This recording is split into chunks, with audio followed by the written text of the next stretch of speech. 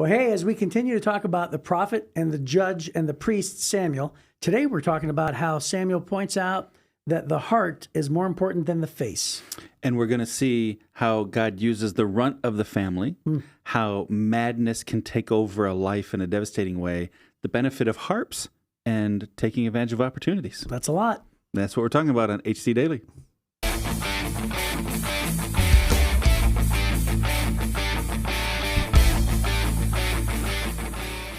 You're listening to another episode of HC Daily, a daily devotional podcast that you can listen to at home or on the go. We believe that you can grow as much as you want to grow spiritually, and this podcast can be a part of your daily growth plan. So, whether you're watching on YouTube, listening on Spotify or your favorite podcast app, we're glad you're here. Now, let's join our hosts, Jeff Forrester and Chris Zarbaugh, in the studio. So, Jeff. Yes. I have a great question. Oh, I'm excited. Back when we grew up, because we're the same age. Yeah. Right? Almost exactly to the day. Yeah, almost. So, you're a little bit older than me, but yeah. Yeah, whatever. The question is this. What super cool phrase or expression did you overuse in high school? Okay, so we graduated in 1989. We did. So the 80s were totally radical. So that's the word I used. Totally rad. Everything was said rad. rad? Everything was rad. Man, that's so rad, dude. It has to be the worst. Yeah. No, gag me with a spoon was Gag pretty me with bad. a spoon. I use that one. Oh, gag me with a spoon. Did you say really? that too. It's so bad. I don't know why. It's just everybody else said it, so I said it. Kids today, if they do listen, are probably saying, that's the worst thing I've ever heard. Gag me with a spoon. That's so rad. Yeah. Dude, that's so cool. Hey, so you know the big phrase I used? What'd you use? I would always say, yeah, man, big time. Yeah. I'd say big time. Big time, man. Big time. Yeah, big time. I find myself saying it every once in a while. It's not as bad, though. If you were to revert back to totally rad. Totally rad. Okay, yeah. It would be unacceptable. That's right. That's funny. Right. Well, where did big time come from? I don't know. Don't know. But it was definitely in the 80s. Yeah. I mean, totally rad or totally radical or totally tubular, all that stupid stuff. That was all from movies, right? But not... And the word awesome became really popular in the 80s. And Rich Mullins really killed that for me. So awesome. Awesome God. Ugh. Yeah? Yeah, just, I mean, after that song, I was done. I didn't like that song from day one. Wow. Well, you're probably not a Christian then. Yeah, that's right. That became Christian national anthem. Oh, it sure did, man. Until they set us free from it. But yeah, I just don't know why. Okay. Didn't like the phrase. Okay. He doesn't like awesome God. No. That's what I I didn't heard. like the phrase in the song. No, that's what I heard. Didn't say the content. Yeah. Oh, okay. That's what I heard. That's all I heard. Hey, I can only hold you to the words you say. Hey, thanks for believing the best there, buddy. I do believe the best. So today we are reading in, sorry for you guys had to witness that, by the way. Yeah. I think he loves Jesus. Shameful. Deep down. 1 Samuel 16 is where we're at today, and we're reading verses 1 through 26. And this is interesting because this is where Samuel follows through on God's promise to reject Saul and to anoint another. So here we go. It says in 1 Samuel chapter 16, it says, "Now the Lord said to Samuel, 'You've mourned long enough for Saul. I've rejected him as king of Israel, so fill your flask with olive oil and go to Bethlehem. Find a man named Jesse who lives there, for I have selected one of his sons to be my king.' But Samuel asked, 'How can I do that? If Saul hears about it, he will kill me.' 'Take a heifer with you,' the Lord replied, 'and say that you've come to make a sacrifice to the Lord, and invite Jesse to the sacrifice, and I'll show you which of his sons to anoint for me.' So Samuel did as the Lord instructed, and when he arrived at Bethlehem, the elders of the town came trembling to meet him. 'What's wrong?' they asked. 'Do you come in peace?' 'Yes,' Samuel replied, 'I have come to sacrifice to the Lord. Purify yourselves and come with me to the sacrifice.' Then Samuel performed the purification rite for Jesse and his sons and invited them to the sacrifice too. When they arrived, Samuel took one look at Eliab, how do you say that? I always said Eliab, and thought, 'Surely this is the Lord's anointed.' But the Lord said to Samuel, 'Don't judge by his appearance or height, for I have rejected him. The Lord doesn't see things the way you see them. People judge by outward appearance, but the Lord looks at the heart.' Then Jesse told his son Abinadab to step forward and walk in front of Samuel. But Samuel said, 'This is not the one the Lord has chosen.' Next Jesse summoned Shimea, but Samuel said, 'Neither is this the one the Lord has chosen.' In the same way, all 7 of Jesse's sons were presented to Samuel. But Samuel said to Jesse, 'The Lord has not chosen any of these.' Then Samuel asked, 'Are these all the sons you have?' 'You're still the youngest,' Jesse replied, 'but he's out in the fields watching the sheep and goats.' 'Send for him at once,' Samuel said. 'We will not sit down to eat until he arrives.' And so Jesse sent for him. He was dark and handsome with beautiful eyes, and the Lord said, "This is the one, anoint him." So as David stood there among his brothers, Samuel took the flask of olive oil he had brought and anointed David with the oil. And the Spirit of the Lord came powerfully upon David from that day on. Then Samuel returned to Ramah. Now the Spirit of the Lord had left Saul, and the Lord sent a tormenting spirit that filled him with depression and fear. Some of Saul's servants said to him, "A tormenting spirit from God is troubling you. Let us find a good musician to play the harp whenever the tormenting spirit troubles you. He will play soothing music, and you will soon be well again." "All right," Saul said, "find me someone who plays well and bring him here." One of the servants said to Saul, "One of Jesse's sons from Bethlehem is a talented harp player. Not only that, he's a brave warrior, a man of war, and has good judgment. He's also a fine-looking young man, and the Lord is with him." So Saul sent messengers to Jesse to say, "Send me your son David, the shepherd." Jesse responded by sending David to King Saul, along with a young goat, a donkey loaded with bread, and a wineskin full of wine. So David went to Saul and began serving him, and Saul loved David very much, and David became his armor-bearer. Then Saul sent word to Jesse, asking, "Please let David remain in my service, for I am very pleased with him." And whenever the tormenting spirit from God troubled Saul, David would play the harp, and then Saul would feel better, and then the tormenting spirit would go away. So this is when we're starting to see the end of Saul's career and the beginning of David's. It's right in the infancy. Yeah, and Saul didn't really have that strong of a career to begin with here. We only read a couple chapters. And, and just poor Saul, God sent a tormenting spirit. So the first question that we were asking in this devotion style, what is it called again?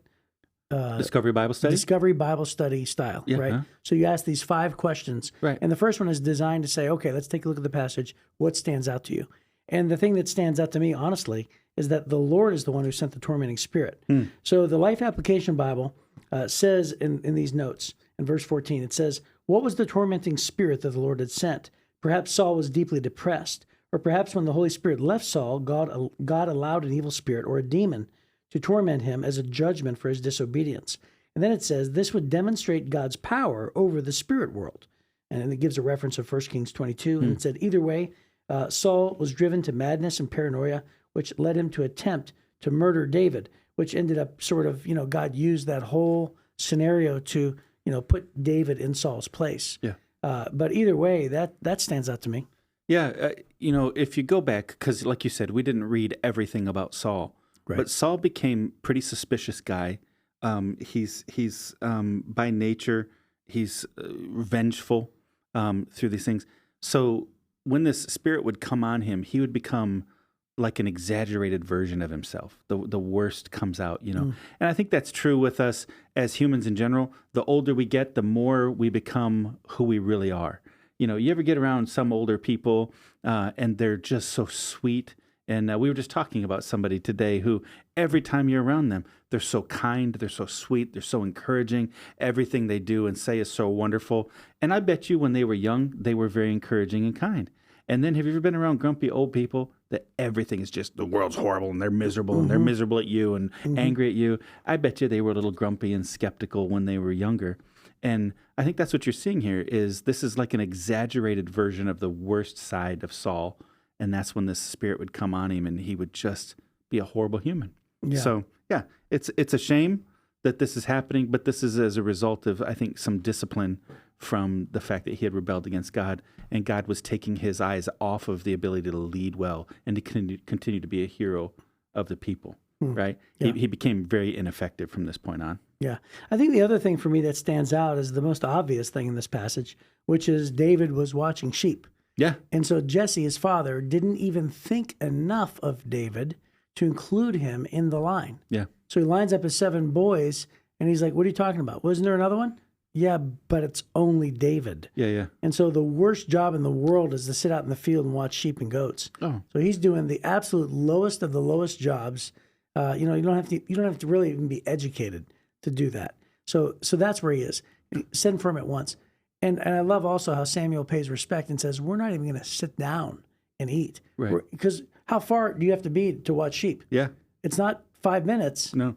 So they're just going to sit there in honor because Samuel wants to pay honor and respect. And it's the same respect that Jesse did not give to David. Yeah, I think, the youngest son, there's certainly no honor in that role being, there's the heir. In their culture, there'd be the heir, the spare, and then all the other guys, right, that are workers.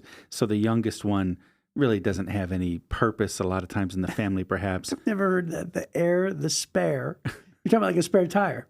Yeah. He'd be the extra one, right? So I've got the heir, and then if the heir doesn't make it, then the spare will take over, and he gets the blessing, right? Oh, that's hilarious.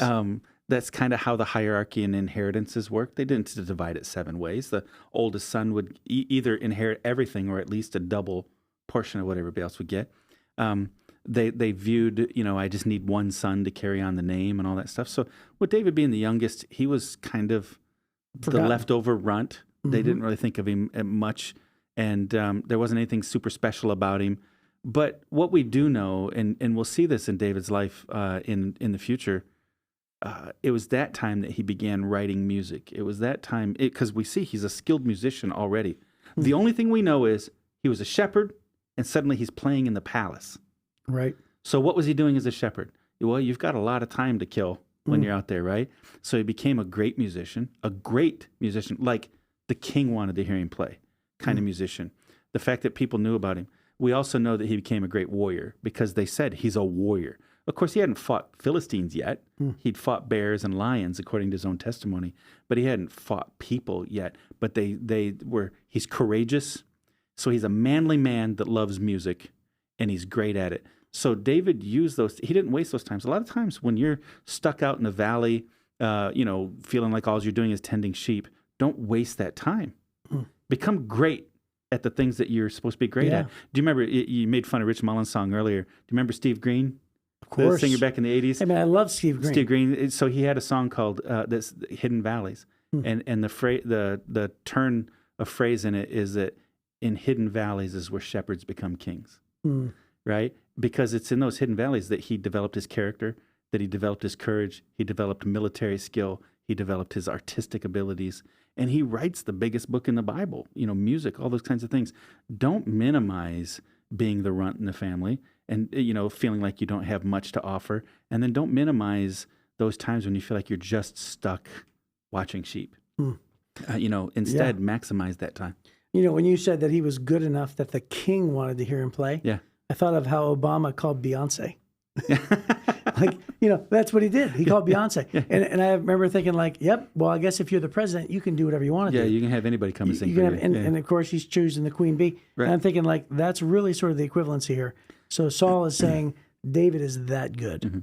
So David reminds you of Beyonce. Is that what you're saying? Not even close. I That's can't not even even close to what I said. I heard you put those two things together. I have a hard time understanding how your brain works. Yeah, you kind of really do, sort of, yeah. And then, of course, let's not overlook the fact, the other thing that stands out is that the verse actually says that the Lord looks at other people, not the way that people do, for other people judge the outward appearance, but the Lord looks on the heart. Well, that's the question. The question is, what do we learn about God here? Yeah. And that's what you're answering. Yeah, that's what it is. Yeah. And so it's a wonderful thing because it just, Saul was tall and he was the guy who everybody looked to.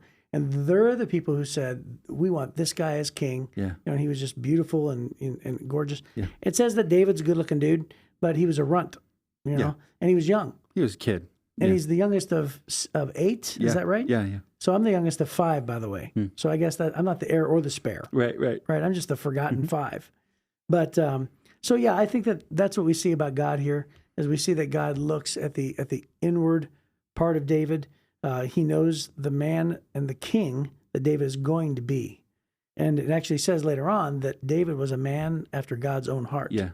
And that's who he was. Well, in the Life Transformation Bible that I'm using here, the note that Warren Wiersbe has for the very first verse, it says, had an election been held in Israel to choose a replacement for King Saul, the people probably would not have chosen David, but he was God's first choice, right? And he chose his servant David, calling him from the sheep pens. He took David from tending the ewes and lambs and made him the shepherd of Jacob's descendants, God's own people, Israel. And I think that, sometimes we can feel like nobody knows about me. I don't have any opportunities. I really don't have anything to offer. But God could look into David's character and David's heart, and God knew exactly where he was. And God knows exactly where you are, right? And so God says, hey, he's being faithful. He's learning his music. He's learning to be a fighter. He's learning all these things, and I can trust him. And that really is that faithfulness thing. This kind of been a theme through this Samuel conversation has been faithfulness. And I think that's what he sees in David in this moment, is that here's a guy I can trust to be faithful. Not that David wound up being perfect, Right. but he was a man after God's own heart. Since we're still in the category of this question of, what do we see about God here? What's really clever is you've already sort of mentioned it about, the harp being, become great at something. But we also sort of see that God uses the harp in this orchestrated plan. So how would a man or a boy who is forgotten, so forgotten that he's in the fields, how would he end up in a palace? And it's because of the harp. So God used the harp in order to place David in direct proximity with Saul. Yeah. And isn't that wild? Yeah. How God accomplished his plans through an unexpected way. And so, I think that sometimes whenever we feel like God has a plan for us, and let's just say God says, this is what I want you to do. And you'd say, well, I just don't know how that's going to happen. Right. And sometimes God will pull it off in an unexpected way. And you look back at so many times in our lives and we think to ourselves, I would never have thought that that's the way that God would do it. And again, I know we're not supposed to cross-reference, but I really feel like I want to say this. Do you remember when Moses was leading the people out of Egypt, and then God's only plan was, here's what I want you to do is trap yourself against the Red Sea and then wait for my instructions. Right. And that was it. Yeah. And then Moses was like, here's the plan. And God didn't reveal anything else. Who would have ever have thought? Yeah. I'm not sure it was in anybody's mind that he's like, God's going to part the Red Sea. We're going to walk on dry land. I think that that's a lesson for all of us because, who would have ever thought that God would have used something like this in order to put David right there next to the throne? Yeah. So anyway, I was just going to say, expect the unexpected with God. I think it's so strategic of God. God's so smart, the things he does. David had an opportunity to learn in the king's court how a king's court operates because he was going to be king. Right? So God maneuvered, and he took a skill that David had. So the question is not, how are you going to change the world? The question is not, how can you have some super skill?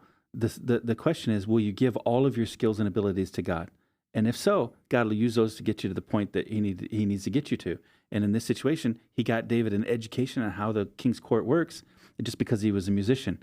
And he eventually becomes an armor bearer. So that helps because, from a battle standpoint, preparing for battle, how does a king command other soldiers and leaders and stuff? He was around all that kind of stuff. And I see that the Lord used that in my life. I was a musician, a kid growing up in the country, a little tiny village called Elba. No real opportunities or experiences, but music was the thing that I was better at than most other things. And so I wound up going to school with a music scholarship, because I had always told the Lord, I'll serve you, just don't make me be the preacher. I don't want to be a pastor. I hated the idea of being the primary leader. I hated the idea of being up speaking in public, all that stuff, but I'll be a musician. And so the Lord used that skill to get me on the journey towards ministry. And now I look back on it, I hardly make any music. I don't make music ever now. But that was the path God needed to take me on. So I would say to young people, if you're asking that last question, how do we apply this to our life? I would say to young people, give God what you have, and then just understand you don't have to have your whole life figured out. You just have to have the part figured out that says, God, everything I have is yours, and I'll do whatever you tell me to do. And then God will guide you. Just say yes to the next thing, and then do that. And then say yes to the next thing and do that, and constantly be developing your skills. Don't just develop a skill, develop all your skills, and just keep saying yes to God. And he'll get you, I think he'll get you into the palace. He'll elevate you to the role that you're supposed to be in your life. That's when you're going to make a difference. You don't have to have it all figured out. David certainly didn't have it figured out. I'm yawning. The lights are real dim in here. You're so sleepy. Hey, I just want to go ahead and say this too. It's that age. What is it now? It's about 6 in the afternoon. Geez. You're the same age as me, bro. You're quite a bit older than me. So 5 weeks. 5 weeks. So here's what I would also say. When it says God looks on the heart, man looks on the outward appearance, God sees the heart. Yeah.